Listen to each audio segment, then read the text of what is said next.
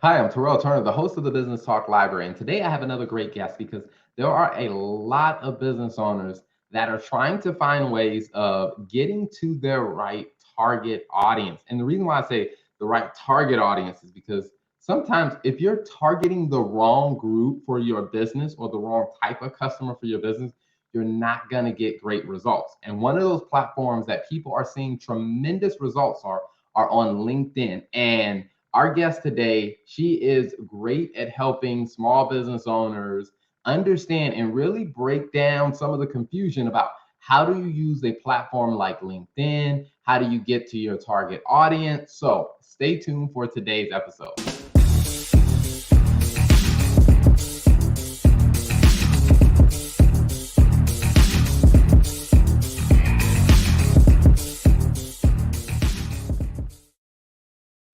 So without further ado, let me bring on my guest, Dana.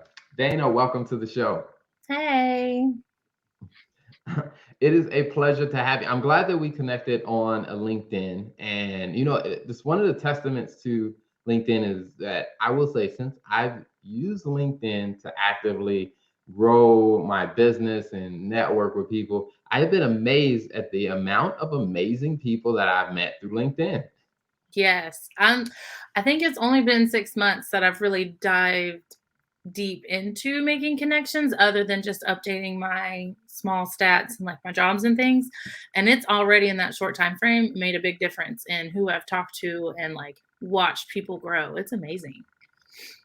Absolutely. I was talking to someone before about, just they were talking about like all these different social media platforms, and they were like, oh, this person has 1 million followers, this person has this, and like I need to get my follower count. And me being a accounting and finance person, one of the things that I started to think about was like, if you're really growing your business, how many customers do you really need to actually hit your target? And which is one of those things that led me to focus a little less on some of the other more social oriented platforms and like to really lean a little bit heavier into LinkedIn. And so I'm curious for yourself, as you said you kind of leaned into LinkedIn a little bit more 6 months ago. Like what kind of sparked that thought or that idea for you?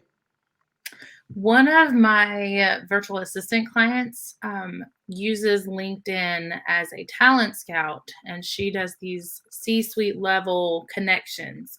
So it was really watching her process of how she gets to know these candidates, and she utilized LinkedIn to do so. So I started paying attention to the things that she was looking for and then how she did it. And then I was like, this is how not just job seekers need to be doing this and making connections, but businesses to businesses should be setting up their profiles so that if I'm looking for a health coach, I'm going to type in certain parameters and I'm going to find someone that's active and is providing all these resources that I feel like, okay, they know what they're talking about. I want to connect to them. I want to connect to the right person, not someone that necessarily, like you said, has 5,000 followers, but that genuinely knows what they're talking about. Awesome. That's an interesting thing that I've seen, when I look at a lot of major, I guess you say, for lack of a better term, database style platforms where they have a lot of different features that you can filter on. Like I think about like one of the biggest ones is Amazon, where Amazon, when you first got on Amazon like years ago, they did not have nearly as many features as they do now. It's almost chaotic, but they're all necessary. Like you can't live without half of them, I'm pretty sure.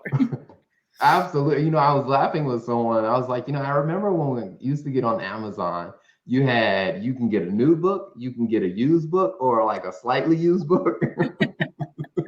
Those Yes. were your filters. Now, majority of the TV I watch is from Amazon Prime. Awesome, awesome. So, I definitely want to dive a little bit more into that as far as like, kind of like the search parameters and how you help people navigate that. But before we jump into that, one of the things that, I really like to understand is tell us a little bit about your background, kind of before you started leaning into LinkedIn. But prior to that, I have a very colorful background, I guess. I started in events, actually, event management. I focused with sports management, so 5K races, nonprofit fundraising, things like that, golf tournaments. And then I pivoted into more hotels, which led to weddings and those bigger orchestrated events, very chaos coordination endeavors, which is how I learned that I love logistics and kind of watching all of the moving pieces kind of flow together.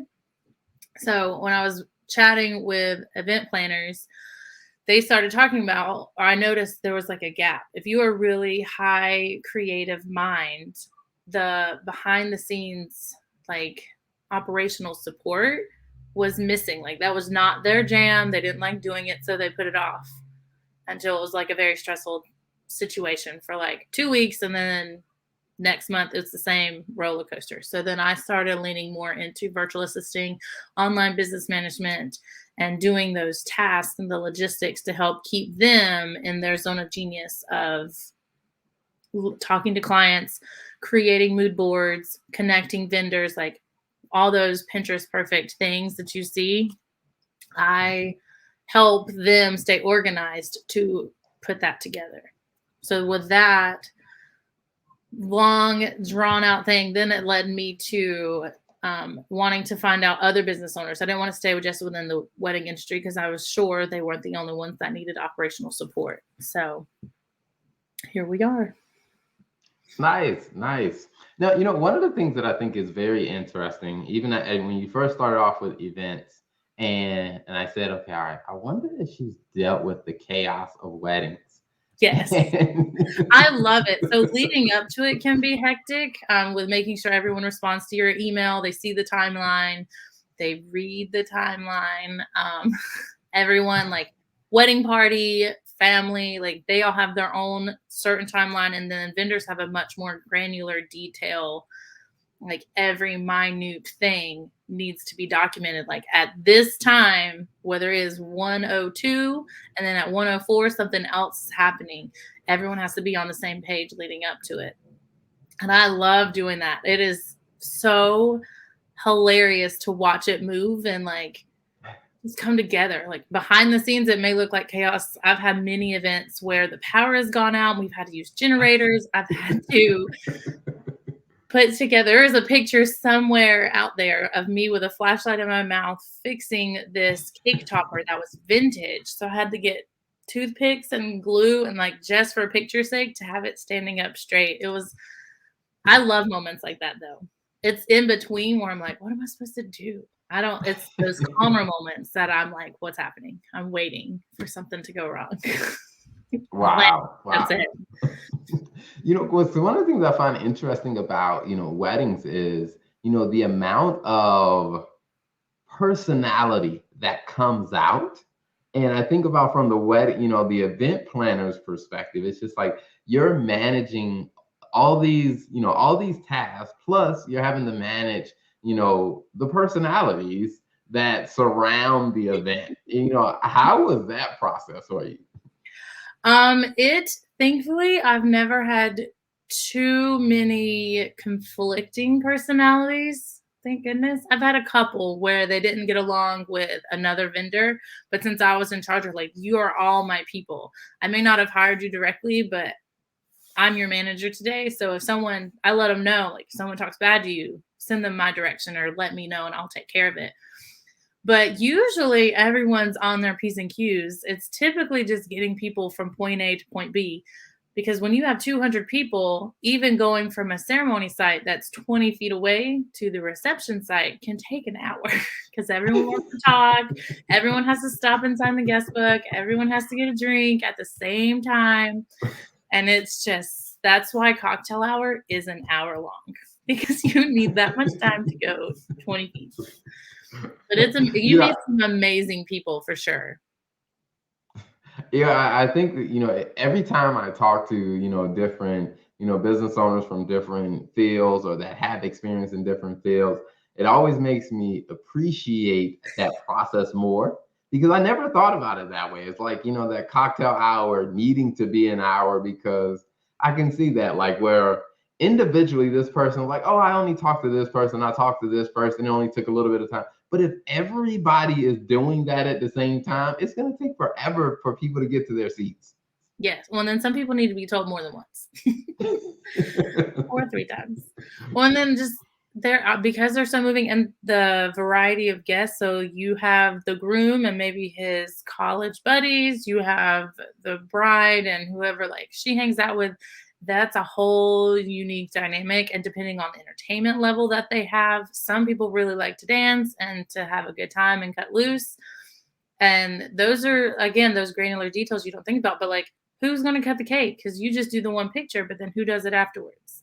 Or where does the cake topper go at the end of the night? Where does all the extra food? Is someone taking it, or are you just throwing it away? Are you going to donate it?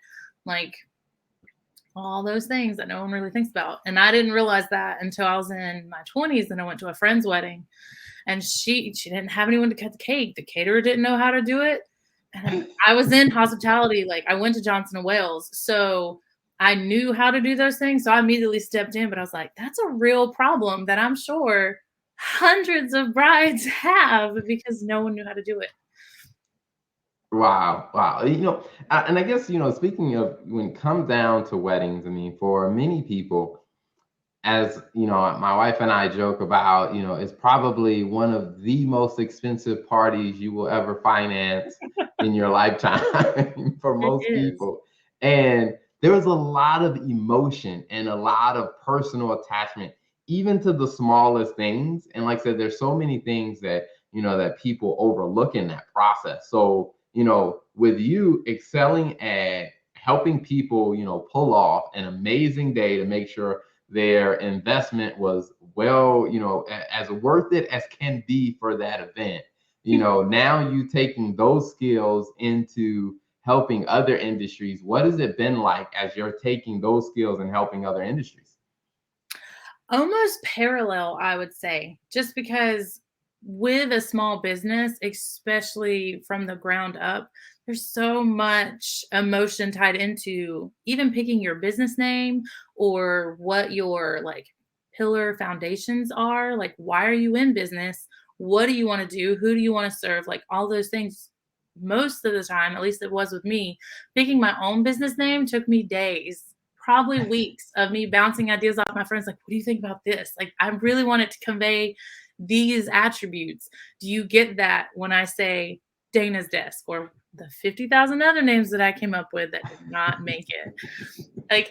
Like there's a lot of emotion that comes into that. So when you are finally ready to share any type of project or service pivot, you want to make sure that it goes smoothly or there's no gaps in the system, because you're going to get reviewed on that by your peers, by your family, who might be the worst, by strangers, like maybe strangers. And strangers are sometimes nicer, but like that's a big leap of faith and a lot of emotion tied to just throwing yourself out there. I know it was with me when I hired on my first assistant to help me. I was like, she had to tell me to let go. So I get that struggle of, I know there's so many tasks, but there's not enough time in the day, because the whole point of being a business owner is to find that balance and to create your own hours. But when there's so many tasks that are commanding your hours, you have to ask for help. And so I get that struggle of, this is my baby. This is my big moment that I share with people. Please don't mess it up. Don't forget that the couch goes here and that this goes there and everywhere else. Mm-hmm. And that's why I think, when you and I were talking, and like I said, you talk more about the background and, helping people pull off an amazing wedding. I'm just like, ideally, that's the type of virtual assistant that you really want, is someone who's going to pay attention to those details and help you pull off a great business. I mean, because when I think about, the number of tasks that need to be done, for your average business owner, if you're in growth stage, there's way too much for you to do yourself. Like, you need help if you're going to be successful. So, I mean, I think what you're doing is amazing. Like I said, when you talked about the weddings, I was just like, oh man, that sounds like there's probably a perfect correlation between the chaos that you had to manage for weddings to now managing it for businesses. So what types of businesses do you tend to work with? So, overall, I don't really niche down into any particular business. I am happy to help any type of niche. I do like to work with wealth advisors, bookkeepers, and accountants mostly, just because of personal experiences. Their message is important. Your message is important of how to take care of your money and like build wealth. I know hardly anything about that. I can budget really well, but the next step after, like, okay, I have my savings. Well, what do I do with it? I can't just let it sit here. I know that much, but like, what do I do? How do I do that? How do I make it do more? How can I retire early, or how can I build something for my family? Like, all those, and I don't know. And I could spend hours and hours and hours of researching that I clearly don't have because I'm running my own business. So I want to help other, I like helping other wealth advisors in that regard of making themselves stand out in the crowd, finding their ideal client, and then really making the change that I think is desperately needed right now. Awesome, awesome. Now, there are a couple of other things that you have going on that I definitely wanted to shine a light on. One of the things we talked about was, your VIP day. Can you tell us a little bit more about what can people expect from a VIP day? So a VIP day with me is 4 hours, probably maybe up to five, of my time where we kind of sit in and really get connected with one another to optimize their LinkedIn profile, set up, figure out what they're passionate about, why they're doing what they're doing, see what's unique about them. Even if it's something that they think is not important, I really want to shine light on it. And then create their buyer persona or their ideal client based on what they're good at. Because I'm very big, like I said, balance. So what they're good at, someone is struggling with and is looking for that person. So helping them figure out how to kind of connect the two, and then create a search on LinkedIn organically to find those people and make those connections. Gotcha, gotcha. Now, one of the things that questions that comes up is, with LinkedIn, can people is there room for them to maximize under a free account, or do they have to upgrade and buy I guess the premium packages on LinkedIn to be able to use some of the ideas that you present? I am a big, big believer in organic growth, and taking the time to, at least before you start paying for something, utilizing the free resources to see. Because if you can make it work, especially at like a steady pace, to where, especially for new businesses that are just opening up operations, I strongly believe that steady is better, because you don't want to, if you don't have all your systems in place, or you're not sure if there is a gap, if you go from 0 to 10 clients, that's a lot to juggle, and it's not going to work. It's going to burn you out, and then you're going to think, oh my gosh, what am I doing?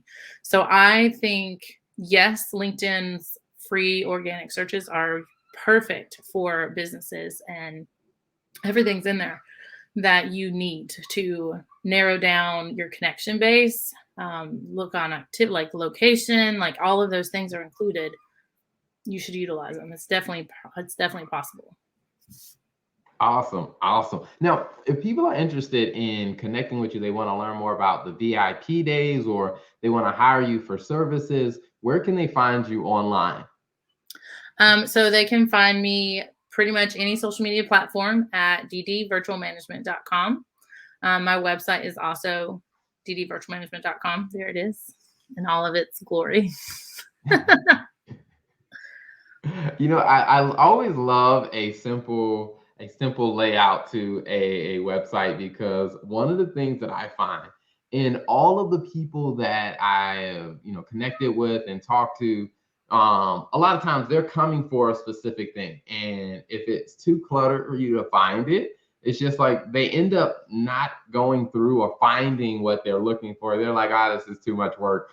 I'm gonna just, give Terrell a call. to where I realized even myself, like, all right, we got to make this simpler. So, because that answer is on the website, how do we make it simpler so we reduce the number of calls? Because it just adds an extra layer. So I love it. I love it. I'm all for keeping things simple and streamlined. I don't like, I'm very Southern in that regard, like keep it simple, sweetie. Like, please don't make anything more complicated than it has to be. Point A to point B, because once you start adding little diversions off of it, then everyone's like, again, the chaos coordinator. You don't want to have to be like shooing them back on, because then you're again not talking to your clients that you need to build your book of business. Awesome. Awesome. Well, before we wrap up, one last question that I love asking every guest that comes on is, when you think about your history and you think about where you've come from and how you're navigating your business now, what's two pieces of wisdom that you would share with other business owners? And it could be something you've already said and you want to reiterate, or it can be two completely new points. I am a big believer in finding your tribe, and it could be an unexpected tribe of people that you can talk to when you're stressed, whether they fully understand what you do or not. Finding people that you can celebrate with, even the smallest details. Resources if you need help, like with something and don't know how to solve a problem, like find someone, like a group that you can go in and type whatever it is and instantly get some answers. So I utilize a Slack group of virtual assistants, online business managers. Like, that's a wide variety, but they're all on the online space. And I know if I type in there, hey, I'm struggling with this, or I'm looking to do this type of thing, like source with my VIP day, and I'll instantly get answers. Or I can celebrate my win. I did a podcast today and I'm going to get feedback from it. Doesn't mean most people are excited, but they are. So that's what matters. And then I say, don't stay so focused on niching down. Honestly, I know it's important because that's how you set yourself apart, but be open to new opportunities. Because like when I first started, I only wanted to help wedding creatives, but I've learned so much and I've met some amazing people because I did look outside of my tiny box. And I think it's made me a better business owner because I've done that. Awesome. I love it. I love it. Well, Dana, thank you so much for being an amazing guest on the show. And before we wrap up, can you repeat your website one more time for those that are listening? Yes. It is DD for Dana's Desk, virtualmanagement.com. Awesome. Well, thank you for being on the show. Thanks. Thank you for tuning in to the Business Talk Library. If you like our content, be sure to follow us on social media. And if you want to see more of our exclusive content, you can subscribe and become a member on patreon.com/Business Talk Library. Hey, the Business Talk Library is the place where business makes sense.